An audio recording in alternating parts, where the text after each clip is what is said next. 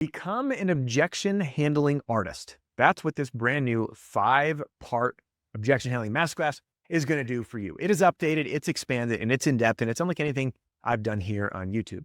If you followed along at any point between now and 2015, you'll see that I've covered, probably every objection or darn close to it that could ever come up in a roofing sales appointment. But I found that the difference between a decent salesperson who can retort objections, like they say this and you say that, and a true artist is fluidity in conversation. You'll notice, one of the biggest things that holds salespeople back is they don't want to come across as being pushy or salesy or robotic, or they're taught these skills that make them just feel inauthentic.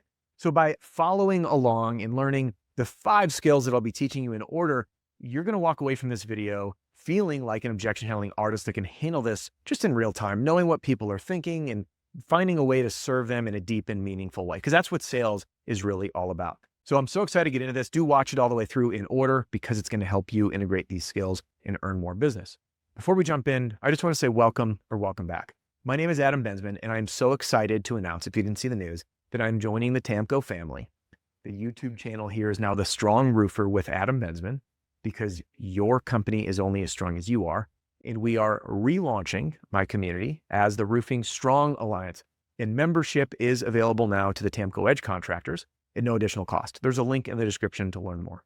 So now let's jump right into this video and start with number 1. This is lesson number 1 of this 5-part masterclass.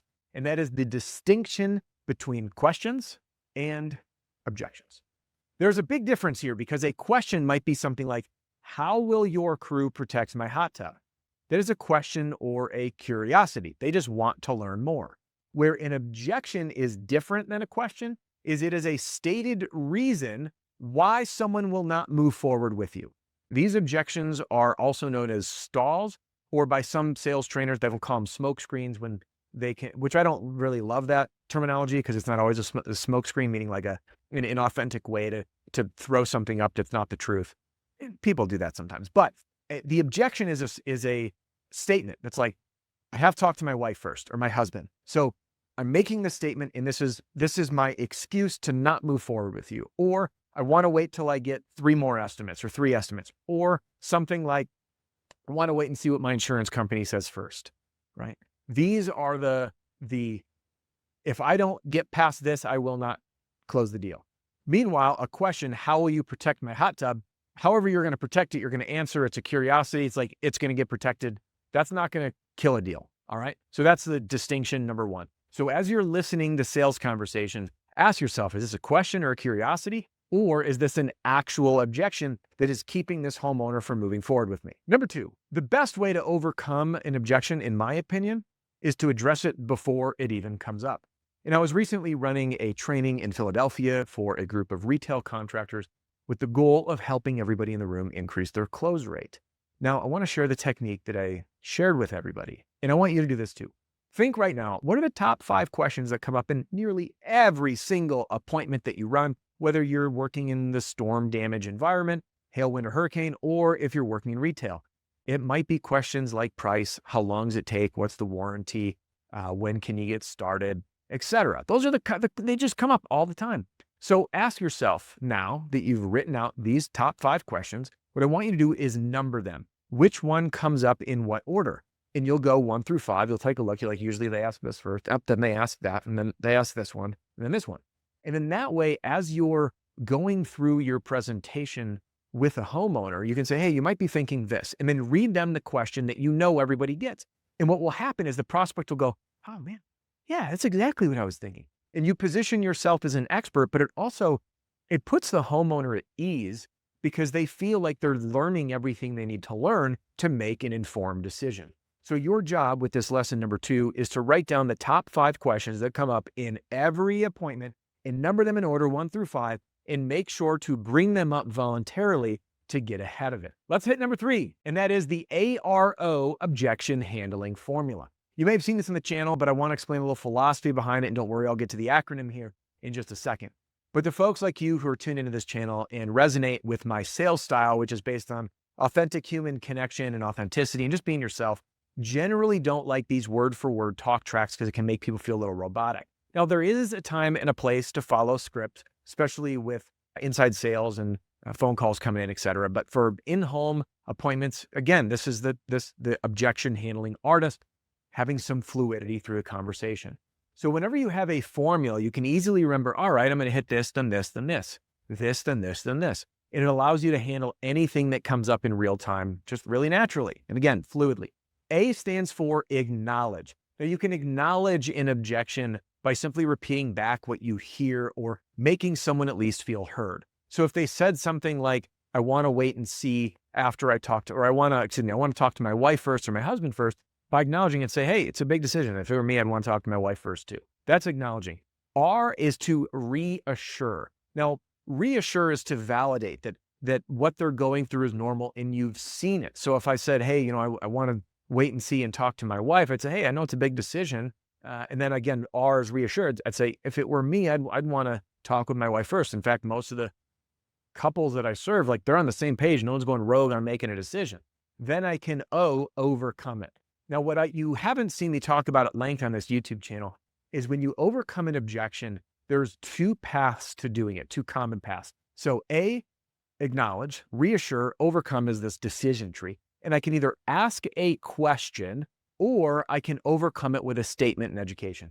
Generally speaking, my first plan of attack is actually to ask a question to the objection. So as an example with I want to talk to my wife about it, I might open up with, hey, you know your wife really well. Tell me, what will she really love about what we have gone through together? And then this person will share, say, great, now I know what they'd really like. You know them well. What do you think is going to be their biggest concern? And then they're going to share what that biggest concern is. So now I know that the other decision maker who's not there will love this and hate this, which gives me the information I need to overcome the objection and present alternative paths forward. Number 4, isolate the objection. It is very difficult to learn to overcome objections if we don't isolate the core cause. And what happens is sometimes people talk in circles or they think they're addressing the root issue, but they're really not. Because sometimes when someone says, quote, I have to think about it. So that's the, again, difference between a question and objection. I have to think about it means I won't make a decision because I have thinking to do, or I have more research to do. And again, this would actually be classified by some as the smokescreen example. They may not actually need to think about, they just don't want to move forward with you. And it could be a variety of reasons. They don't trust you. They don't like you. They already made a decision. They don't want to tell you that the other person's $4,000 cheaper. Their brother's a roofer, whatever the reason is. So when that comes up, I need to isolate it. As an example to the previous example of, I want to talk to my wife first. If I'm able to say, your wife would love this, your wife won't like this, and they share that with me, then I can isolate, say, so if I'm hearing everything right, you're excited about moving forward and getting this roof put on and having us do it for you, that as long as we can address X, Y, and Z concern that your wife has, we're good to rock and roll. And they're going to go, yes. So now that's isolating the objection. This opens up a whole new world of possibilities to me for me to overcome that objection on the spot. My point is that once you isolate the objection, now you open up, again, option 1, 2, 3, 4, all these different tools to use, which brings me to the final skill, number 5, and that is rinse and repeat. I cannot tell you how important this is, and new sales reps butcher this all the time. What they'll do is they'll get an objection, like, I have to think about it, like, okay, great, and they shift into what I call nice guy mode. The nice guy mode is the business card coming out saying, oh, thank you. I'm so good to be here. Listen, I really want to pride myself on the service we provide and no pressure. Here's my cell phone number right there. Call me anytime, day or night. I'm here for you, right? And then they leave the house and they'll go home. Honey, they love me. I'll close this deal. I'm sure I will. No, they won't.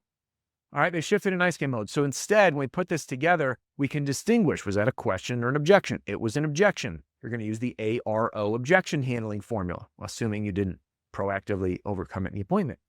You're going to isolate the objection. And then you can, when I say rinse and repeat, try to overcome the objection multiple times. I have the rule of 3. If they say, I want to talk to my wife about it, I'm going to lean into the ARO formula, and I'm going to do that 3 times.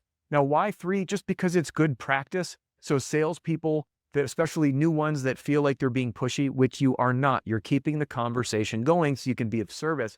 They'll walk out of the house and leave the deal on the table where they're like at the 99-yard line. It's like all you need to do is isolate the objection, bring up options, and explore a few. That's the level of persistence that makes a really strong and fluid salesperson. I hope this masterclass leaves you feeling like an objection handling artist. And if you want to watch me handle these real world objections in real time, jump into this playlist and enjoy. I'll see you in the next one.